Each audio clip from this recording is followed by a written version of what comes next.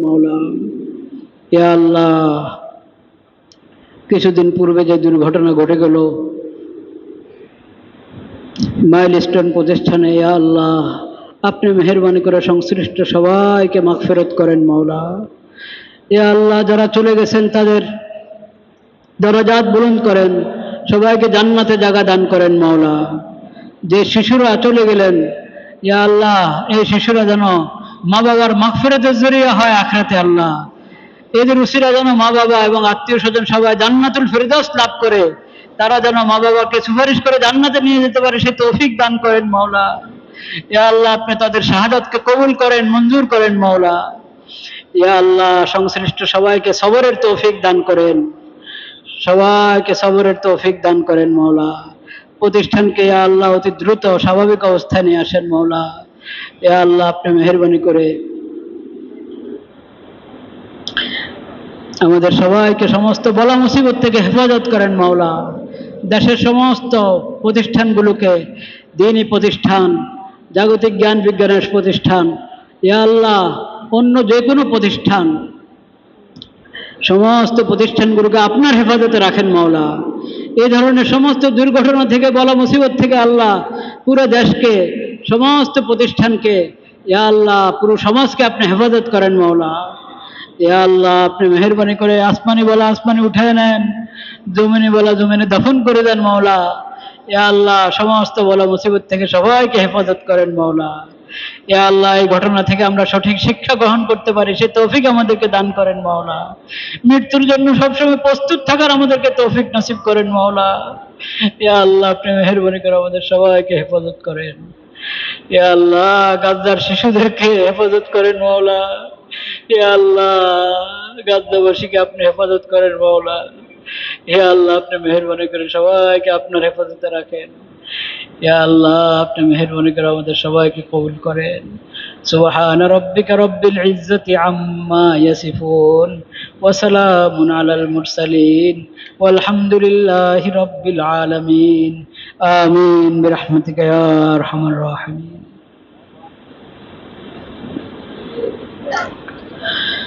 লা ইলাহা ইল্লাল্লাহ।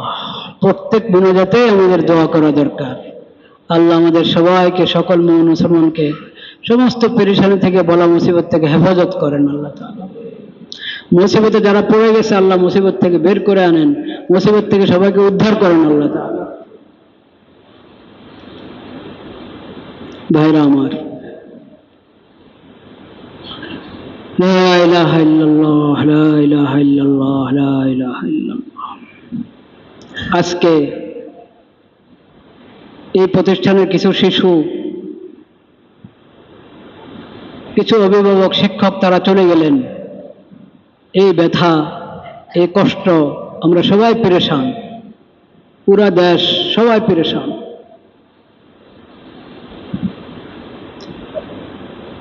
এই মর্মান্তিক ঘটনার সাথে একটু মিলিয়ে দেখেন গাজার অবস্থাকে।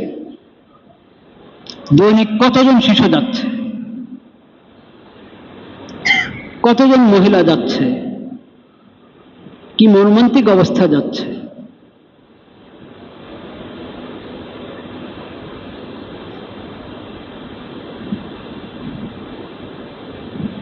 যে গোষ্ঠী এই মুসলিমদের কাছে খাবার পৌঁছাতে বাধা দেয়, পানি, ওষুধ পৌঁছাতে বাধা দেয়, ওষুধ গ্রহণ করার সময় হত্যা করে শেষ করে দেয়, বোমা মেরে শেষ করে দেয়,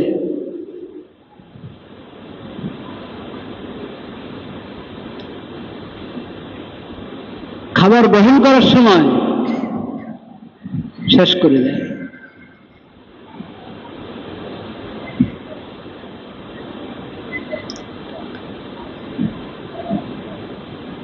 সেই জালেমদের কথা কি বলবেন?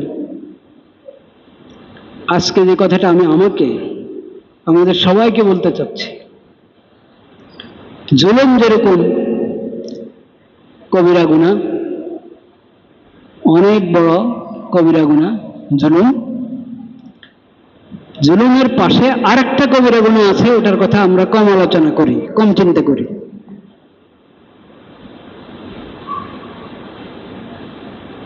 ওই কথাটা আজকে আমি বলতে চাচ্ছি। এক নম্বর আমাকে, আমাদের সবাইকে। জুলুম, অত্যাচার করা হারাম, কঠিন কবিরা গুনাহ। এবং জালেমের প্রতিশোধ, জালেম থেকে প্রতিশোধ আল্লাহ নেন, তবে কখনো নগদ, কখনো একটু দেরিতে ছাড় দেন। আল্লাহর কাজের অনেক হিকমত আছে। আল্লাহু ইয়ালামু আনতুম লা তা'লামুন। আল্লাহ জানেন আল্লাহর হিকমত, আমরা জানি না। কিন্তু যেটা আমরা জানি, আল্লাহ আল্লাহ রসুল আমাদেরকে জানিয়েছেন, কিন্তু আমরা উদাসীন হয়ে আছি। সেটা হলো, যখন আমি দেখি কারো উপরে জুলুম হচ্ছে, তখন আমার কোনো দায়িত্ব আছে কিনা।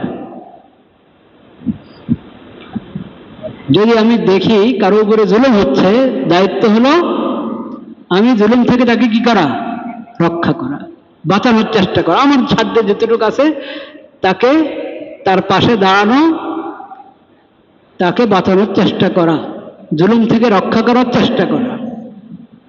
এটাকে বলে নুসরত। এটাকে বলে কি, নুসরত। মজলুমকে জুলুম থেকে বাঁচানোর চেষ্টা নাম হলো নুসরত। এটা ফরজ, যার যার সাধ্য অনুসারে। আর যদি আমি নুসরত করলাম না, তারটা তাই সে বুঝে, আমি আমার তালে আছি, আমি আমার তালে আছি।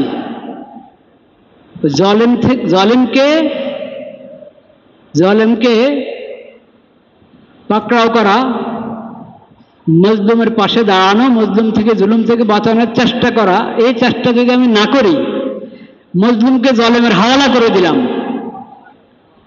ছেড়ে দিলাম জালেমের হাতে, সে যা ইচ্ছা তা করো, এটা একটা পাপ কিনা? হ্যাঁ, ওই পাপের নাম তো জুলুম। আর মজলুমকে জালেমের হাতে ছেড়ে দেওয়া, তার সাহায্য করার জন্য এগিয়ে না আসা, চেষ্টা না করা, এটাকে বলা হয় খিজলান। জুলুম তো আরবি শব্দ, তো আমি জুলুমের বিপরীতে যে শব্দ, ওটার আরবিটা বললাম খিজলান। বলেন, একটা হলো জুলুম, আরেকটা কি, খিজলান। আরবি শব্দ শিখতে হবে। খালি আমাদের দায়িত্ব দিয়েন না যে সব আমরা বাংলা শিখে শিখে, ইংরেজি শিখে শিখে আপনাদেরকে সব বলবো। আপনারাও কিছু আরবি শিখেন। খিজলান, খিজলান মানে হলো, আমি দেখছি আমার এক ভাই অপদস্থ হচ্ছে, কিন্তু আমি তার সাহায্যে এগিয়ে আসলাম না, যে তার উপর জুলুম করছে ওই জালেমের হাতে তাকে ছেড়ে দিলাম, তারটা সে বুঝক। এই কাজটাকে বলে খিজলান। এটা জুলুমের চেয়েও বড় গুনাহ। জুলুম যেমন গুনাহ, মজলুমকে জালেমের হাতে ছেড়ে দেওয়া, জুলুম থেকে রক্ষা করার জন্য কোনো ব্যবস্থা গ্রহণ না করা, তার সাহায্যে এগিয়ে না আসা, এটাও জুলুম। এটাও আরেক কবিরা গুনাহ। এটাও আরেক কবিরা গুনাহ। আপনার সামনে একজনকে একজনে পিটাচ্ছে, আপনি ধরছেন না, আর হাত ধরেন,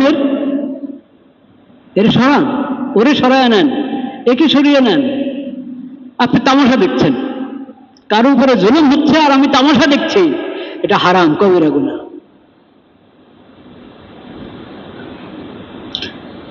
তো এখন ইহুদিরা জুলুম করছে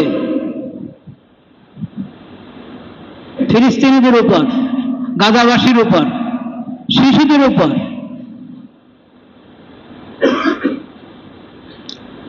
ইহুদিরা তো জুলুম করবেই। মুসলমানদের সবচেয়ে বড় শত্রু মুশরিক এবং ইহুদি।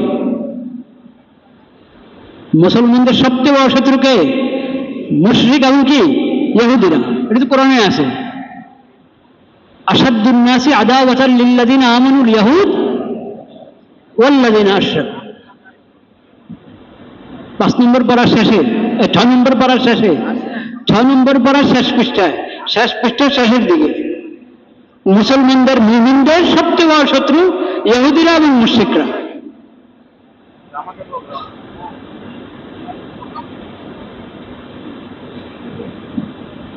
তো তারা তো জুলুম করবেই। কিন্তু জাতের দায়িত্ব ছিল নুসরত করা, পাশে দাঁড়ানো। পাশের আরব দেশগুলো সবাই খামোশ, যথাযথ ব্যবস্থা গ্রহণ করছে না। ভিতরে ভিতরে কোনো কিছু যে করছে না তা আমরা বলবো না, কিন্তু এত বুজদিল, কোনো সাহস নাই, হিম্মত নাই, হ্যাঁ, ইমানি চেতনা নাই। না আছে সাহস, না আছে ইমানি চেতনা, আর সব কিছু আছে। ধন দৌলতের অভাব নাই, শক্তি সামর্থ্যের অভাব নাই, কিন্তু ইমানি শক্তি নাই, ইমানি চেতনা নাই।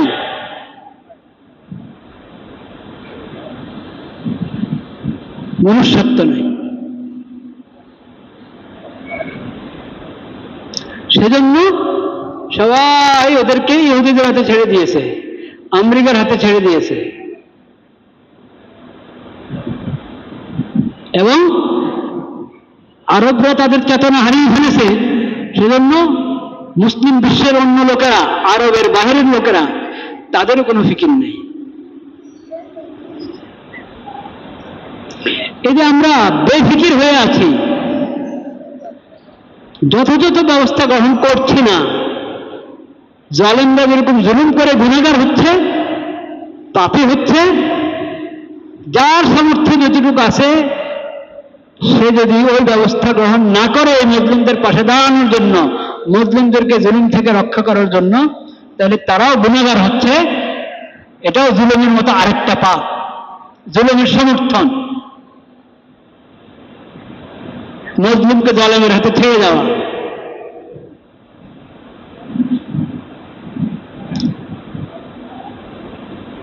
নবী করিম সাল্লাল্লাহু আলাইহি সাল্লাম বলেছেন,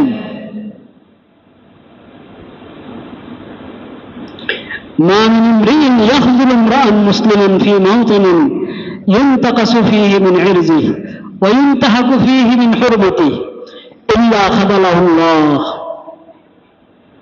ফী মাওতিনিন ইউহিব্বু ফীহি নুসরাতাহু ওয়া মা মিন আহাদিন ইয়ানসুরু মুসলিমান ফী মাওতিনিন ইউনতাকাসু ফীহি মিন ইরজিহি ওয়া ইউনতাহাকু ফীহি মিন হুরমাতিহি ইল্লা নাসারাহুল্লাহু ফী মাওতিনিন ইউহিব্বু ফীহি নুসরাতাহু।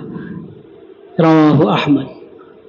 মুসনাদ আহমদ সহ বিভিন্ন হাদিসের কিতাবে নবী করিম সাল্লাল্লাহু আলাইহি ওয়াসাল্লামের বাণী এসেছে। নবী করিম সাল্লাল্লাহু আলাইহি ওয়াসাল্লাম বলেছেন,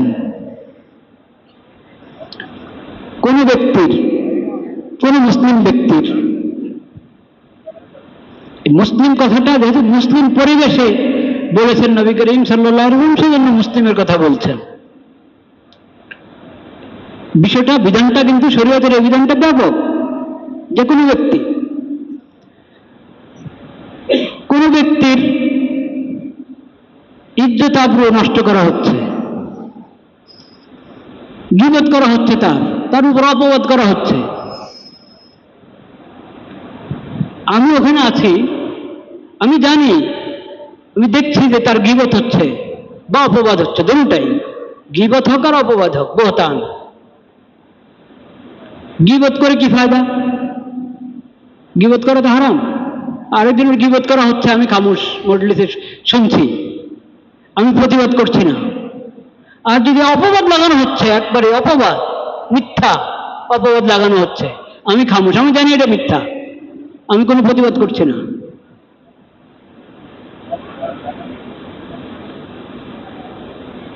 তো তুমি যখন তোমার ভাইয়ের ইজ্জতের উপর আরেকজন হামলা করছে, তুমি খামোশ, কোনো কথা বলছো না, তো সময় তো আসতে থাকে। আরেক সময় তোমার ব্যাপারে এমন হবে, তুমি চাবে কেউ তোমার পাশে দাঁড়াক, তোমার সাহায্য করক, নুসরত করক, কেউ করবে না। আল্লাহ সেখানে তোমার নুসরত করবেন না। যেখানে বলা হচ্ছে মাত্র গীবত, একজনের গীবত হচ্ছে, একজনের উপর মিথ্যা অপবাদ হচ্ছে, আমি কোনো প্রতিবাদ জানাচ্ছি না, আমি খামোশ শুনছি, অংশগ্রহণ করছি, বা অংশগ্রহণ না করলেও দেখে আছি, আমি কোনো প্রতিবাদ করছি না, এটা অন্যায়। আমি এমন করলে আবার আমারও ধরা আছে।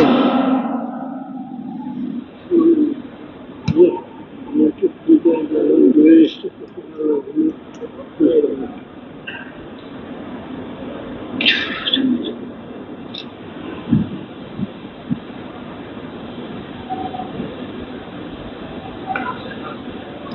ইলাহা ইল্লাল্লাহ।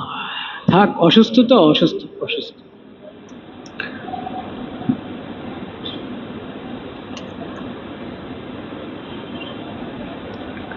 এরকম ভাবে কারো জানের উপর, কারো মালের উপর হামলা হচ্ছে, আক্রমণ হচ্ছে, আমি তার নুসরতে এগিয়ে আসতে পারি, কিন্তু আমি ছেড়ে দিলাম, জালেমের হাতে তাকে ছেড়ে দিলাম। নবী করিম সাল্লাল্লাহু আলাইহি সাল্লাম বলেন, ইল্লা খাযালাহুল্লাহু ফি মাওতিনিন ইউহিব্বু ফিহি নুসরাতা। যখন তার এরকম নুসরতের দরকার হবে, আরেকজন তার সাহায্যে এগিয়ে আসার দরকার হবে, আল্লাহ তাকে সাহায্য করবেন না। আল্লাহ কারো অন্তরে এই কথা দিবেন না যে তুমি যাও, একটু এগিয়ে যাও, সাহায্য করো। ওমা মিন আহাদিন ইয়ানসুরু মুসলিমান ফি মাওতিনিন ইনতাকাসু ফীহি মিন ইরজি ওয়া ইনতাহাকু ফীহি মিন হুরমাতি ইল্লা নাসারাহুল্লাহ ফি মাওতিনিন ইউহিব্বু ফীহি নুসরাতা। কিন্তু যে সাহায্যে এগিয়ে আসবে, কারো গীবত হচ্ছে ওই ক্ষেত্রে, কারো জানমালের উপর হামলা হচ্ছে ওই ক্ষেত্রে, সাহায্যের জন্য যে এগিয়ে আসবে, আল্লাহ তাআলা যখন তার সাহায্যের দরকার হবে তার সাহায্যের ব্যবস্থা করে দিবেন আল্লাহ তাআলা।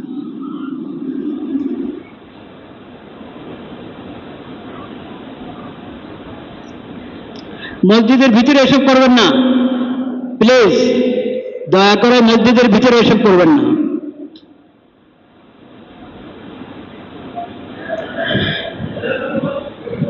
মা মিন ইমরিইন ইয়াখযুলু ইমরাআন মুসলিমান ফী মাওতিনিন ইনতাকাসু ফীহি মিন ইরজিহি ওয়া ইনতাহাকু ফীহি মিন হুরমাতিহি ইল্লা খাযালাহুল্লাহু ফী মাওতিনিন ইউহিব্বু ফীহি নুসরাতা।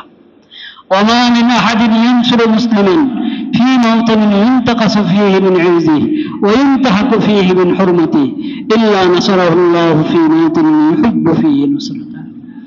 ভাইরা আমার, আমরা নবী করিম সাল্লাল্লাহু আলাইহি ওয়াসাল্লামের হিদায়াতটা মনে রাখি সব সময়। কোনো সময় কোনো মুসলিমকে জালেমের হাওয়ালা করে দিব না। আমার সাধ্য যতটুকু আছে, আমি পারছি না, যে পারবে তাকে বলি, তাকে জানিয়ে দিই।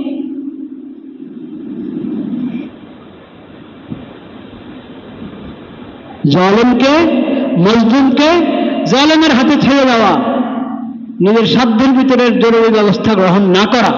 প্রত্যেকের সাধ্য কিন্তু আলাদা, যার যেমন সাধ্য।